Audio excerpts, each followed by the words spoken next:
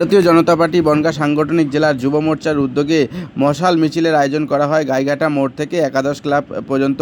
এই 1 কিলোমিটার বহু বিজেপি কর্মী সমর্থকেরা এই মশাল মিছিলে অংশগ্রহণ করেছিলেন। দুধারে একদিকে যেমন সাধারণ মানুষের উপস্থিতি ছিল, ঠিক তেমনি বিজেপির নেতৃত্বের দাবি যে এই মশাল মিছিলের পক্ষ থেকে সামনে বিধানসভা নির্বাচনের পথ ঘুরে দাঁড়াবে। এই প্রসঙ্গে যুব মোর্চার সভাপতি সৌমেন দেবনাথ কি জানাচ্ছেন শুনবো।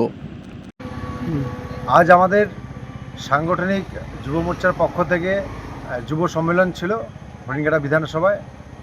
কারণ আপনারা প্রত্যেকেই জানেন 2026-এ যে বিধানসভা ভোট, সেই বিধানসভা ভোট আমাদের বিশেষ করে যুব সমাজের জন্য এক গুরুত্বপূর্ণ ভোট। তার কারণ বিগত ভারতবর্ষ স্বাধীনতা হওয়ার পর থেকে 34 বছর সিপিএম ধ্বংস করেছে শিল্প কলকারখানা, এবং যাও ছিল তৃণমূল কংগ্রেসের 15 বছরের মধ্যে টোটাল কলকারখানা থেকে শুরু করে সরকারি নিয়োগপত্র টোটাল ধ্বংস করে দিয়েছে। সেই কারণে আজকে যুব মোর্চার পক্ষ থেকে যুব সম্মেলনও হয়, এবং যুব সম্মেলনের পরে নারী সুরক্ষা থেকে শুরু করে যুব সমাজের যে আজকে কর্মসংস্থানের অভাবের কারণে চারিদিকে পরিযায়ী শ্রমিকের তৈরি হতে হয়েছে, সেই পরিযায়ী শ্রমিকের থেকে উদ্ধার হওয়ার জন্য এই সরকারকে অবশ্যই পরিবর্তনের দরকার। সেই পরিবর্তনের ডাক রেখে আমাদের আজকে মশাল মিছিল হয়।